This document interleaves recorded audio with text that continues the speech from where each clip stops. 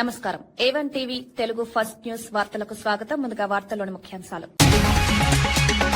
RTC జేఏసీతో Bhatti కీలక సమావేశం. కార్మికుల సమస్యలపై మంత్రులు అధికారులతో చర్చ. శంకర్ గౌడ్ మృతికి మౌనం పాటించి నివాళి. చర్చల ద్వారా సమస్యల పరిష్కారానికి ప్రయత్నం.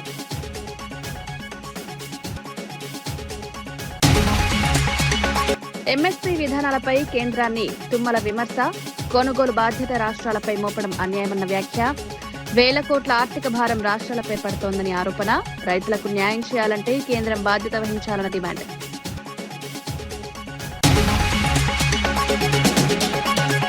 మహిళా బిల్లుపై కాంగ్రెస్ వైఖరిని పాయల్ శంకర్ తప్పుబాటు. మహిళలకు రిజర్వేషన్ ఇవ్వాలని నిర్ణయానికి మద్దతు. బిల్లును అడ్డుకోవడం అన్యాయమని విమర్శ. మహిళల ఆగ్రహానికి కాంగ్రెస్ ఎదుర్కోవాల్సిందేనన్న హెచ్చరిక. చంద్రబాబు విధానాలపై సాకి శైలజనాథ్ తీవ్ర విమర్శలు. సంపద సృష్టి పేరుతో అప్పులు పెంచుతున్నారన్న ఆరోపణ. అమరావతి నీటి విధానాలపై ఘాటు విమర్శలు. ప్రజల ప్రయోజనాల కంటే రాజకీయాలకే ప్రాధాన్యం.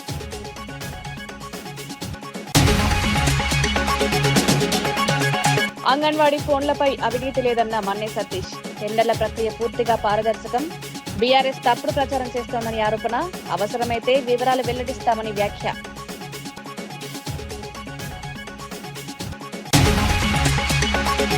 డిప్యూటీ సీఎం భట్టి విక్రమార్క అధ్యక్షతన ఆర్టీసీ జేఏసీ నేతలతో కీలక సమావేశం జరిగింది. ఈ భేటీలో మంత్రులు, ఉన్నతాధికారులు పాల్గొని ఆర్టీసీ కార్మికుల సమస్యలపై చర్చించారు. సమావేశం ప్రారంభానికి ముందు ఆత్మహత్య చేసుకున్న నర్సంపేట డిపో డ్రైవర్ శంకర్ గౌడ్ మృతికి 2 నిమిషాల మౌనం పాటించి శ్రద్ధాంజలి తెలిపారు. కార్మికుల డిమాండ్లు, వేతన సమస్యలు, సేవా నియమాలపై చర్చలు జరిగాయి. ప్రభుత్వం సమస్యలను పరిష్కరించేందుకు సానుకూలంగా ఉందని సంకేతాలిచ్చింది. చర్చల ద్వారా సమస్యలను పరిష్కరించే దిశగా ముందుకు వెళ్లాలని నిర్ణయించారు. ఈ సమావేశం ఆర్టీసీ కార్మికులకు కీలకంగా మారింది. భవిష్యత్తులో మరిన్ని చర్చలు జరిగే అవకాశం ఉంది. కార్మిక సంఘాలు ప్రభుత్వ స్పందనపై ఆశాభావం వ్యక్తం చేస్తున్నాయి.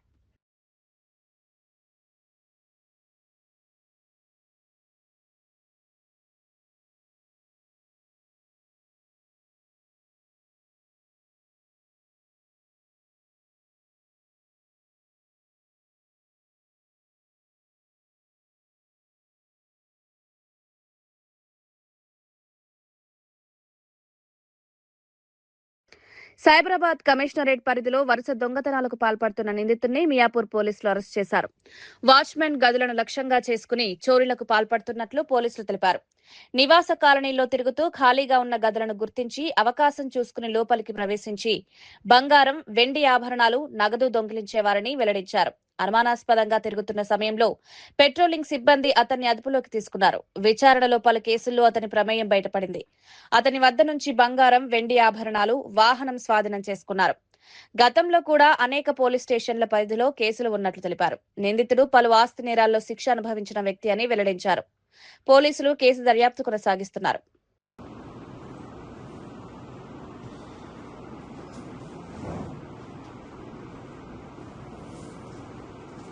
మనకు దొరకలేదు. 2023లో అతను జైలుకి పోయారు.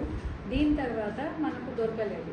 ఇప్పుడు రీసెంట్గా మన దగ్గర ఒఫెన్సెస్ జరిగినప్పుడు ఇది సీసీటీవీలో అతను రిపీట్ ఒఫెండర్ ఉన్నప్పుడు అతనిది సీసీటీవీ నుంచి ఫోటో మేము తీసుకుని తర్వాత అన్ని క్రైమ్ టీమ్ అనే వాళ్ళు పని స్టార్ట్ చేశారు. సర్చ్ టైంలో మనకు అతను ఫైనలీ ఈరోజు ఎర్లీ మార్నింగ్లో పొద్దున దొరికారు. అండ్ ఇది అతని నుంచి ఏమేమో మనకు రికవర్ అయింది. ఇది అన్నీ మేము ఇక్కడ పెట్టాము. రీసెంట్గా మన దగ్గర అతన్ని ఇది మియాపూర్లో 3 కేసెస్ చేశారు. గచ్చిబౌలిలో 1 కేసు చేశారు. ఇది ఈ 4 కేసెస్ ముందు ఇంతకుముందు 50 కేసెస్ ఆల్రెడీ అతని పేరు మీద ఉంది. లాక్ బ్రేకింగ్ అంటే 2013 నుంచి చూస్తే వేరే రకంగా అతను చేస్తారు. Phone snatching, phone theft, HB by day, HB by night. మన దగ్గర జరిగిన అది HB జరిగింది, లాక్ బ్రేకింగ్. సో ఇది మాదాపూర్లో 16 కేసెస్, KPHBలో 5 కేసెస్. సో ఇలాగా రిపీట్ ఒఫెండర్స్కి పట్టుకొని అప్పుడు మన సొసైటీకి ఒక సేఫ్ మెసేజ్ పోతుంది. దట్ పోలీస్ ఇది మీ సేఫ్టీ కోసం ఉంది. ఇలాగా రిపీట్ ఒఫెన్స్ చేసిన వాళ్ళకి మేము గట్టిగా వాళ్ళ మీద యాక్షన్ తీసుకుంటాము. 2023లో అతను జైలు పోయారు. ఇప్పుడు మళ్ళీ మేము ఎంత గట్టిగా పాసిబుల్ ప్రివెంటివ్ చట్టం ప్రకారంగా మెజర్స్ ఉన్నాయి, అన్నీ మేము తీసుకుంటాము. టార్గెట్ ఓన్లీ వాచ్మెన్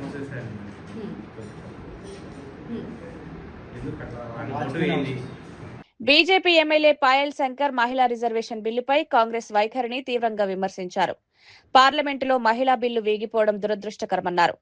దేశ జనాభాలో సగం ఉన్న మహిళలకు న్యాయం చేయాలనే ఉద్దేశంతో కేంద్ర ప్రభుత్వం తీసుకొచ్చిన బిల్లును వ్యతిరేకించడం సరికాదన్నారు.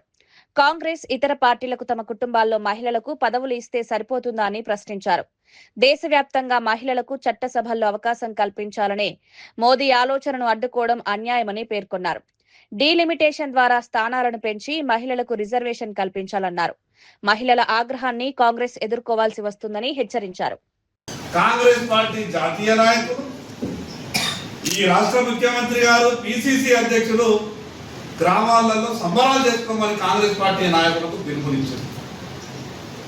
అంటే కాంగ్రెస్ పార్టీ ఆలోచన ఎంత ఘోరంగా ఉన్నది, ఏ రకంగా మహిళలను అవమానపరిచిండ్రు, వాళ్ళు ఏదో సాధించినట్టు.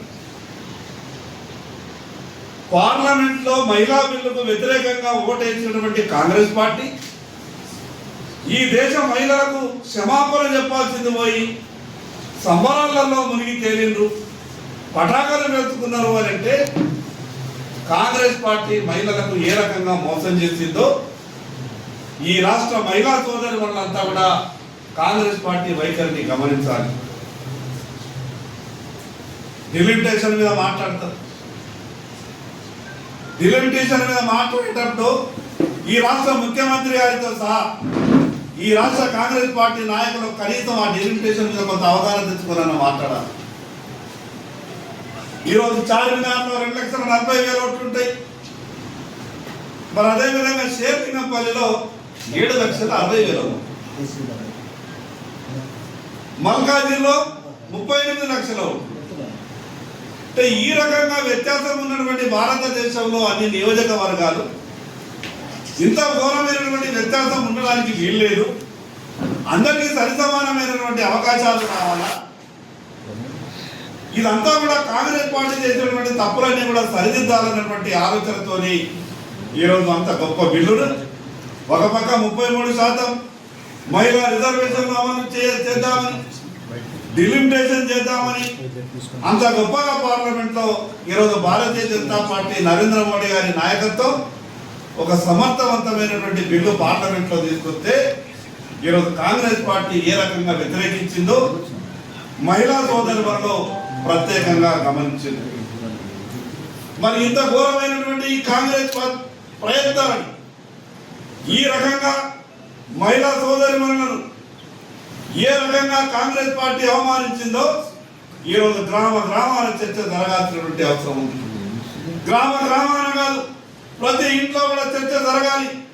ఈరోజు కాంగ్రెస్ పార్టీ మహిళలంటే కేవలం గాంధీ కుటుంబంలో ఉన్నటువంటి మహిళలు మాత్రమే అనుకుంటున్నారు. ఆ గాంధీ కుటుంబంలో ఉన్నటువంటి వాళ్ళకు పదవులు ఉంటే సరిపోతాయి అనుకుంటా ఉన్నారు. సోనియా గాంధీ గారికి పదవి ఉంటే సరిపోతుంది, ప్రియాంక గాంధీ గారికి పదవి ఉంటే సరిపోతుంది. ఆ కుటుంబంలో ఉన్నటువంటి వాళ్ళకు మాత్రమే పదవులు ఉంటే సరిపోతాయి. ఈ భారతదేశంలో ఉన్నటువంటి మిగతా మహిళలకు గౌరవం దక్కకున్నా వాళ్ళకు పర్వాలేదు, పదవులు రాకున్నా కూడా పర్వాలేదు. కానీ కాంగ్రెస్ పార్టీ చేసినటువంటి యొక్క మోసాన్ని ప్రతి దగ్గర కూడా చర్చ పెట్టాల్సినటువంటి అవసరం ఉంది. మరొక వితండవాదాన్ని ఈ రాష్ట్ర కాంగ్రెస్ పార్టీ నాయకులు మాట్లాడే ప్రయత్నం చేస్తారు. రాష్ట్ర కాంగ్రెస్ పార్టీ నాయకులు అయితే ఎప్పుడు ఏం మాట్లాడతారో వాళ్ళకి అర్థం కాదు, కనీస అవగాహన లేకుండా మాట్లాడతారు. ఈ రాష్ట్ర ముఖ్యమంత్రి గారు మాట్లాడతారు, సంపాదన ఎక్కడ ఎక్కువ చేస్తుంది ఆ ఏరియాలో సీట్లు ఎక్కువ ఇవ్వాలి, ఓట్లు ఎక్కువ ఇవ్వాలని రాష్ట్ర ముఖ్యమంత్రి గారు ప్రపంచంలో ఎక్కడ లేనటువంటి ఒక ఫార్ములా తీసుకొచ్చింది. అంటే వాళ్ళ లెక్క ప్రకారం ఈరోజు అంబానీ కుటుంబానికి, ఆదాని కుటుంబానికి మంచి ఒక 10 కోట్ల ఓట్లు ఇవ్వబడుతుంది లెక్క ప్రకారం. మాట్లాడేటటువంటి మాటలు తెలంగాణ రాష్ట్ర మహిళా సోదరి వల్లారా మీరంతా కూడా ఒకసారి ఆలోచించండి. తిరుగుతుంది. ఈరోజు మహిళలు చీకొడతా ఉన్నారు. మహిళలంతా కూడా గ్రామాలలో చీపుర్లు పట్టుకొని ఉన్నారు. ఎప్పుడు వస్తారో కాంగ్రెస్ పార్టీ నాయకులు, ఎప్పుడు చీపుర్లతో మేము సత్కారం చేస్తామా అని మహిళా సోదరు వాళ్ళంతా కూడా ఈరోజు కాంగ్రెస్ పార్టీ నాయకులతో గ్రామాలలో ఎదురు చూస్తా ఉన్నారు. అందుకే కాంగ్రెస్ పార్టీ ఎన్ని కుట్రలు కుతంత్రాలు చేసినా ఖచ్చితంగా మహిళలకు భారతీయ జనతా పార్టీ 33% రిజర్వేషన్లు ఇచ్చే విధంగానే మా ప్రయత్నాలు ఉంటాయి. రకమైనటువంటి ఆలోచన లేకుండా మంచి బిల్లులు తీసుకొచ్చినప్పుడు పార్లమెంట్ లో మద్దతు ఇచ్చే విధంగా బుద్ధి రావాలి మనకని ఈ సందర్భంగా కాంగ్రెస్ పార్టీ నాయకులు చెప్పారు. తెలంగాణలో మావోయిస్టుల ప్రభావం పూర్తిగా ముగిసిపోయిందని డీజీపీ శివధర్ రెడ్డి తెలిపారు. రాజన్న సిరిసిల్ల జిల్లా రుద్రంగి మండలంలో కొత్త పోలీస్ స్టేషన్ భవన నిర్మాణ కార్యక్రమంలో పాల్గొన్న సందర్భంగా ఈ వ్యాఖ్యలు చేశారు. రాష్ట్రంలో శాంతి భద్రతలు మెరుగుపడ్డాయని, మావోయిస్టు కార్యకలాపాలు పూర్తిగా తగ్గిపోయాయని అన్నారు. పోలీసుల సమర్థ చర్యల వల్లే ఇది సాధ్యమైందని పేర్కొన్నారు. ప్రజలు భయాందోళనకు గురికాకుండా ప్రశాంతంగా జీవిస్తున్నారని తెలిపారు. ప్రభుత్వం భద్రతా వ్యవస్థను మరింత బలోపేతం చేస్తోందన్నారు. భవిష్యత్తులో కూడా ఇలాంటి పరిస్థితులు రాకుండా కట్టుదిట్టమైన చర్యలు కొనసాగుతాయని స్పష్టం చేశారు. ఈ వ్యాఖ్యలు రాష్ట్ర భద్రతపై విశ్వాసాన్ని పెంచుతాయని అధికారులు తెలిపారు. ఇంతకుముందు ఏంటంటే ఈ సమస్యలు ఏం కాలం బాగా తీవ్రంగా ఉన్న టైంలో పోలీసుల ఓరియంటేషన్ డిఫరెంట్ ఉంటుండే. ఇప్పుడు లాస్ట్ ఫ్యూ ఇయర్స్ నుంచి అయితే నడిపిస్తున్నాము ఫ్రెండ్లీ పోలీసింగ్ అని. దాన్ని ఇంకొంచెం ముందు తీసుకుపోయి సిటిజన్ సెంట్రిక్ పోలీసింగ్ అని చేయాలని ఉద్దేశం అనమాట. పౌరుడే పోలీసింగ్ లో సెంట్రల్ పాయింట్ గా ఉండాలి. క్రైమ్ ని కంట్రోల్ చేసేటట్టుగా ఏం ప్రివెంటివ్ ఎక్కువ ప్రివెన్షన్ మీద కాన్సన్ట్రేషన్ చేసుకుంటా మనం పోలీసింగ్ చేస్తున్నాము. ఇంకా బాగా చేయబోతుంది. దాంట్లో భాగంగానే మనం చూస్తున్నాం. మనం ఈగల్ పెట్టినాం, elite action force for drug law enforcement అని చెప్పి. ఈగల్ ఫోర్స్ మెయిన్ ఉద్దేశం ఏంటంటే గ్రామాల్లో బాగా గంజాయి పెడుతుంది. కొంచెం మారుమూల ప్రాంతాలు ఇట్లాంటి ఉత్తర ప్రాంతాలు కొంత గంజాయి పెడుతున్నది. ఇట్లాంటి కంట్రోల్ చేయాలని ఉద్దేశంతో పెట్టినాము. దానికి స్ట్రాంగ్ పవర్స్ ఇచ్చినాం. డీజీ ర్యాంక్ ఆఫీసర్ పెట్టినాము. చాలా ఫోర్స్ ఇచ్చినాము. వాళ్ళకి కావాల్సినటువంటి సరంజామా, కావాల్సినటువంటి కార్పెంట్ అంతా ప్రొవైడ్ చేసి సైబర్ సెక్యూరిటీ బ్యూరో కూడా పెట్టి ఓన్లీ పట్టణాల వరకు పరిమితం కాలేదు. సైబర్ క్రైమ్ గ్రామాల్లో కూడా వచ్చేసి సైబర్ సెక్యూరిటీ బ్యూరో పెట్టి దాంతో చాలా కంట్రోల్ అయింది. దేశం అంతా కూడా సైబర్ క్రైమ్ పెరిగిపోతుంటే లాస్ట్ 1 year 2 years లో రికవరీ కూడా బాగుంది. సైబర్ క్రైమ్ లో మన ఫిజికల్ క్రైమ్ కంటే కూడా ఎక్కువ సొత్తు సైబర్ క్రైమ్ లో పోతున్నది. సో సైబర్ క్రైమ్ లో కూడా పోతున్నటువంటి సొత్తును రికవర్ చేయడంలో కూడా కంట్రీలోనే ముందు. ఇవన్నీ కూడా ప్రజలలో ఒక విశ్వాసాన్ని పెంచే ప్రయత్నాలు అన్నమాట. వ్యవసాయ మంత్రి తుమ్మల నాగేశ్వరరావు కనీస మద్దతు ధర విధానాలపై కేంద్ర ప్రభుత్వాన్ని విమర్శించారు. ఎంఎస్పీ ప్రకటించడం కేంద్ర బాధ్యత అయినప్పటికీ కొనుగోలు బాధ్యతను రాష్ట్రాలపై మోపడం అన్యాయమన్నారు. దీనివల్ల రాష్ట్రాలకు ప్రతి సంవత్సరం 1,000 కోట్ల నష్టం జరుగుతుందన్నారు. సుమారు 2 నుండి 3,000 కోట్ల వరకు ఆర్థిక భారం పడుతోందని వివరించారు. రైతులకు న్యాయం చేయాలంటే కేంద్రం పూర్తిగా బాధ్యత తీసుకోవాలని సూచించారు. రాష్ట్రాలు ఒంటరిగా భారం మోయడం కష్టమన్నారు. రైతుల సమస్యలను పరిష్కరించాలంటే సమన్వయంతో పనిచేయాల్సిన అవసరం ఉందన్నారు.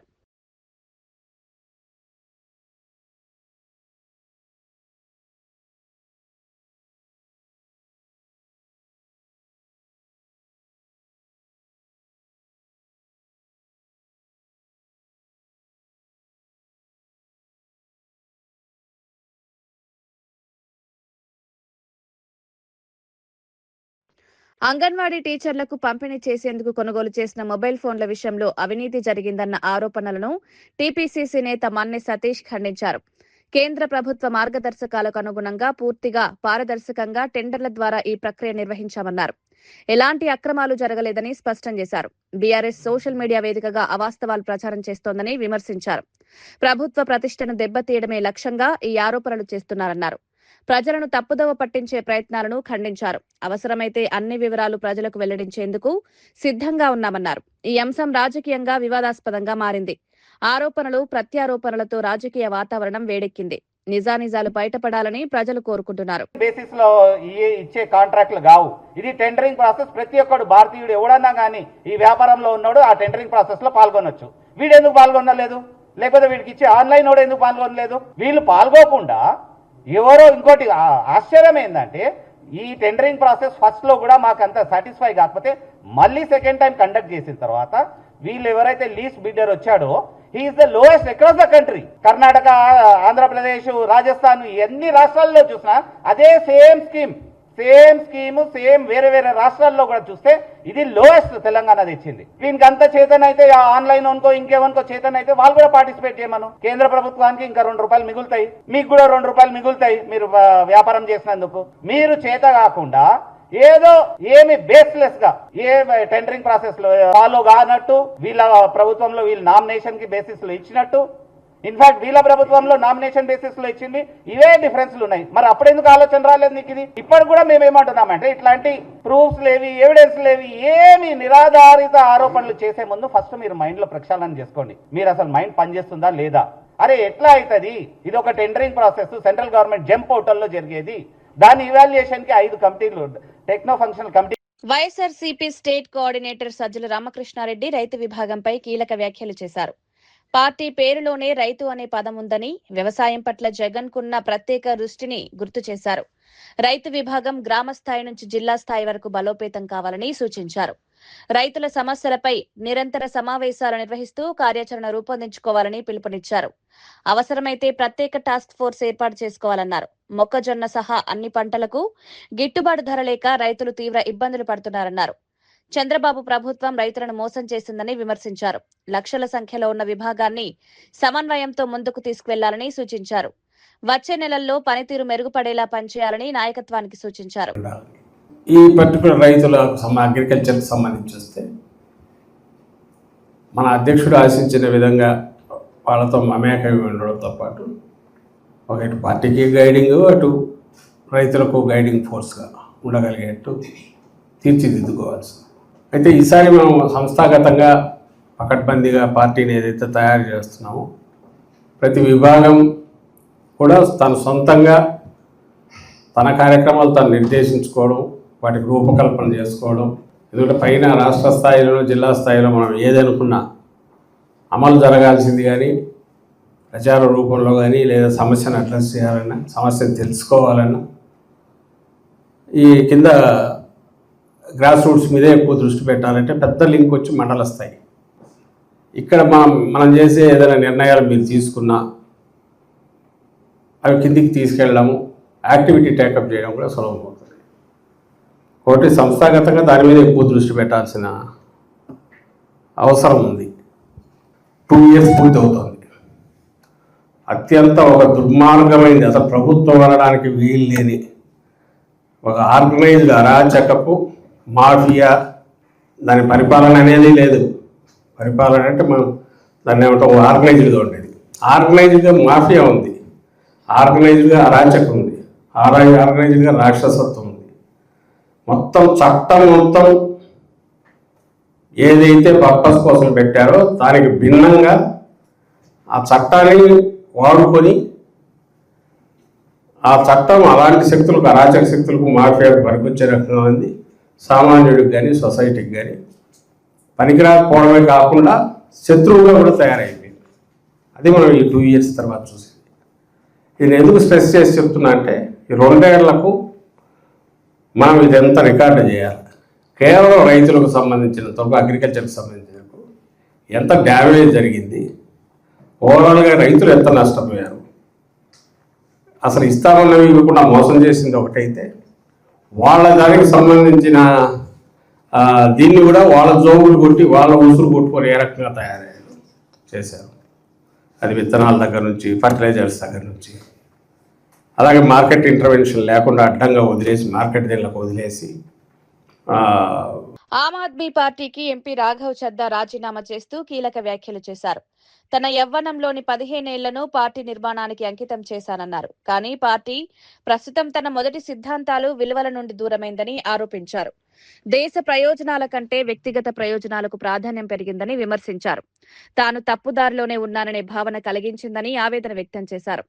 ప్రజలకు మరింత చేరువ కావాలనే ఉద్దేశంతో ఈ నిర్ణయం తీసుకున్నట్లు తెలిపారు. పార్టీ అంతర్గత వ్యవహారాల్లో పారదర్శకత తగ్గిందని కూడా ఆరోపించారు. ఈ రాజీనామాతో జాతీయ రాజకీయాల్లో కొత్త చర్చ మొదలైంది. ఇతర నాయకులపై కూడా ప్రభావం పడే అవకాశం ఉందని విశ్లేషకులు భావిస్తున్నారు.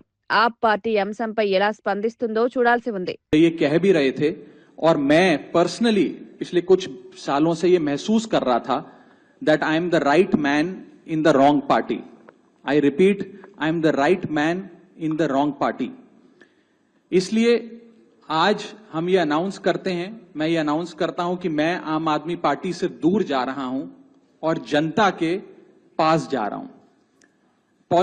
తెలంగాణలో మీడియా స్వేచ్ఛపై ఆందోళన వ్యక్తం చేస్తూ ఒక నేత తీవ్ర వ్యాఖ్యలు చేశారు. నిజాలు వెలుగులోకి తీసుకురావాలని ప్రయత్నిస్తున్న జర్నలిస్టులు ప్రమాదంలో పడుతున్నారని పేర్కొన్నారు. ముఖ్యంగా యూఏపీఏ వంటి కఠిన చట్టాలను ఉపయోగించి ఛానల్స్, సోషల్ మీడియా కార్యకర్తలను లక్ష్యంగా చేసుకునే ప్రయత్నాలు జరుగుతున్నాయని ఆరోపించారు. రాజ్యాంగం కల్పించిన ఆర్టికల్ 19 హక్కులను కాలరాయడానికి ప్రయత్నం జరుగుతోందని విమర్శించారు. కౌంటర్ ఇంటెలిజెన్స్ వంటి సంస్థలను రాజకీయ ప్రయోజనాల కోసం వినియోగిస్తున్నారన్నారు.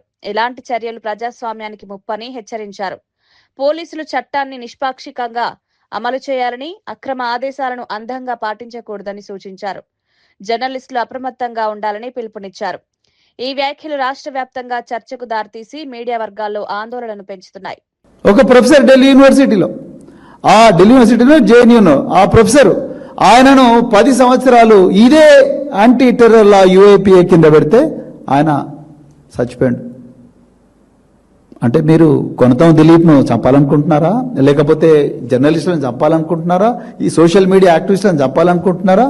అంటే మీరు SC/ST యాక్ట్ పెడితే వీళ్ళు నిజాలే రాస్తున్నారు, మీరు IT యాక్ట్ పెడితే నిజాలే రాస్తున్నారు, మీ ప్రభుత్వ అక్రమాలను ఎండగడతా ఉన్నారు, మీరు వ్యవస్థీకృత నేరాల యాక్ట్ పెడితే కూడా వీళ్ళు వాళ్ళ పోరాటం ఆపుతలేరు, మీ ఆగడాలను బయటికి తీసుకొస్తున్నారు. ఇవన్నీ ఇంటలేరని చెప్పి టెర్రర్ యాక్ట్ పెట్టి వీళ్ళని ఖతం చేయాలని చూస్తున్నారా? స్టాన్ స్వామి లాగా, వరవరరావు లాగా, లేకపోతే వీళ్ళందరూ జైల్లోనే ఉండాలని ప్రయత్నం చేస్తున్నారు. దాదాపు ఏది ఈ దేశంలో 25,000 మందిని ఇది కేసులలో పంపించారు యూఏపీఏ కింద. చూస్తేనేమో కన్విక్షన్ పర్సెంటేజ్ 2%. అసలు what is it your trying to do Revanth Reddy గారు? అంటే జర్నలిస్టులు అంటే టెర్రరిస్టులా కనిపిస్తున్నారా మీకు?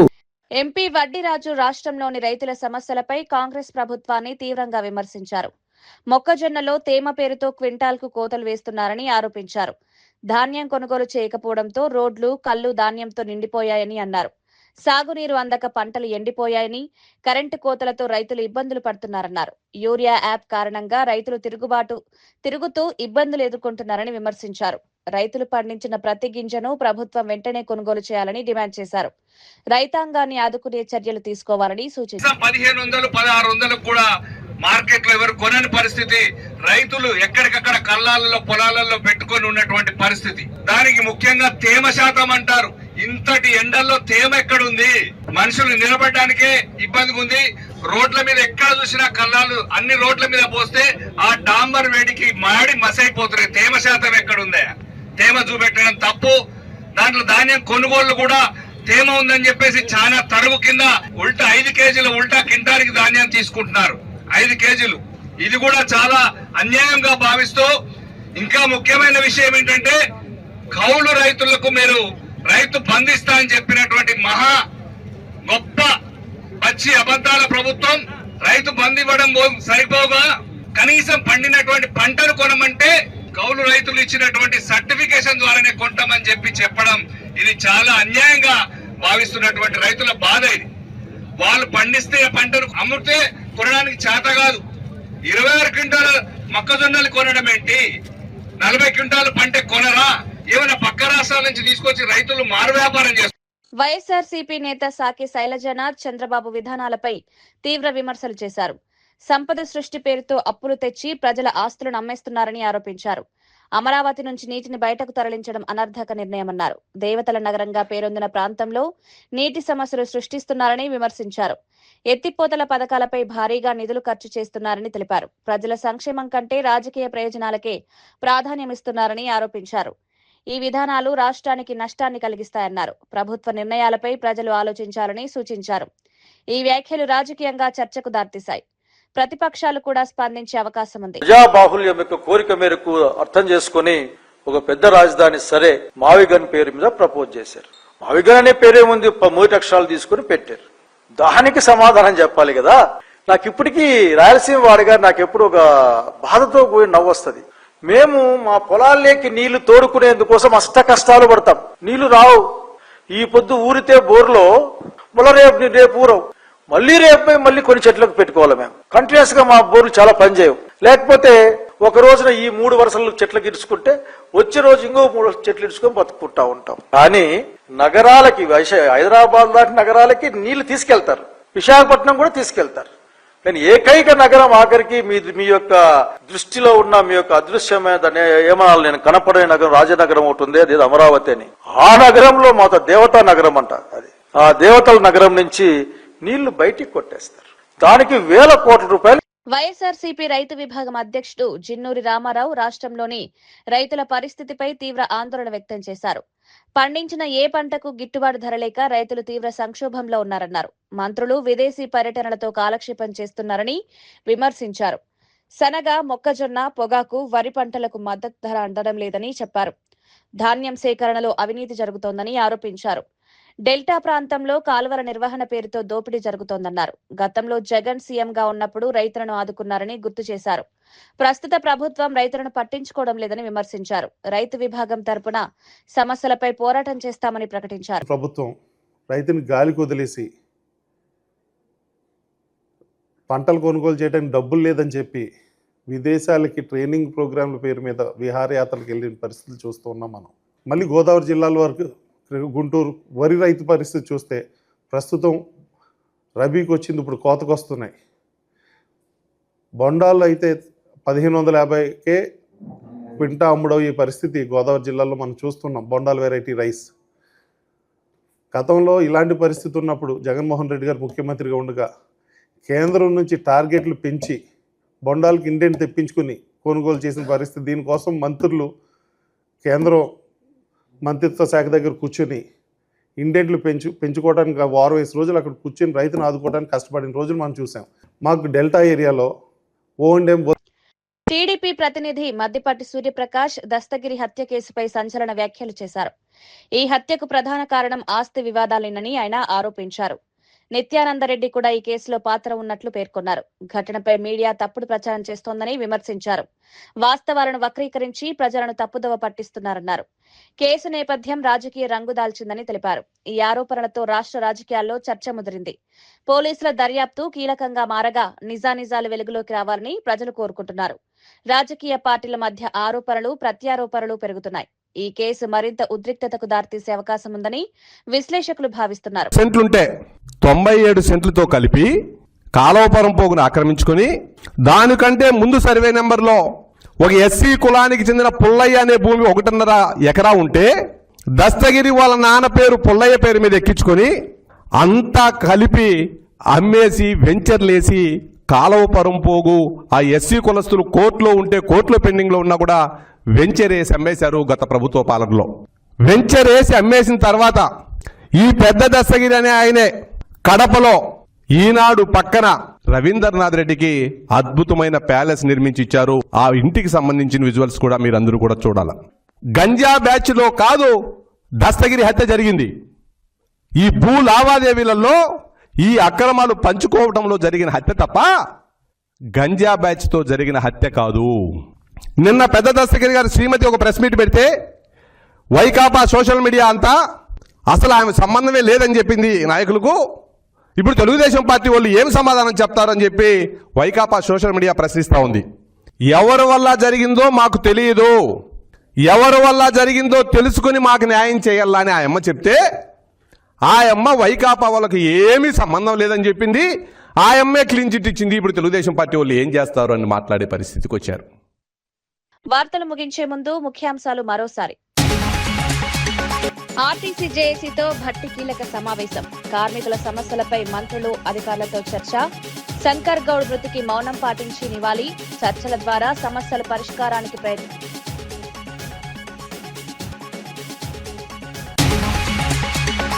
ఎంఎస్పీ విధానాలపై కేంద్రాన్ని తుమ్మల విమర్శ. కొనుగోలు బాధ్యత రాష్ట్రాలపై మోపడం అన్యాయమన్న వ్యాఖ్య. వేల కోట్ల ఆర్థిక భారం రాష్ట్రాలపై పడుతోందని ఆరోపణ. రైతులకు న్యాయం చేయాలంటే కేంద్రం బాధ్యత వహించాలన్న డిమాండ్.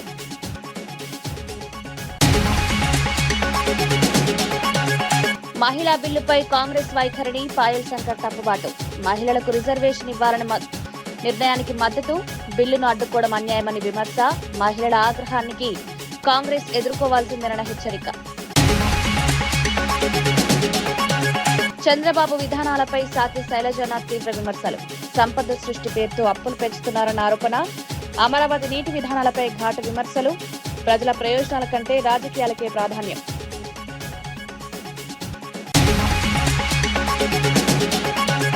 అంగన్వాడీ ఫోన్లపై అవినీతి లేదన్న మన్నే సతీష్. టెండర్ల ప్రక్రియ పూర్తిగా పారదర్శకం. బీఆర్ఎస్ తప్పుడు ప్రచారం చేస్తోందని ఆరోపణ. అవసరమైతే వివరాలు వెల్లడిస్తామని వ్యాఖ్య.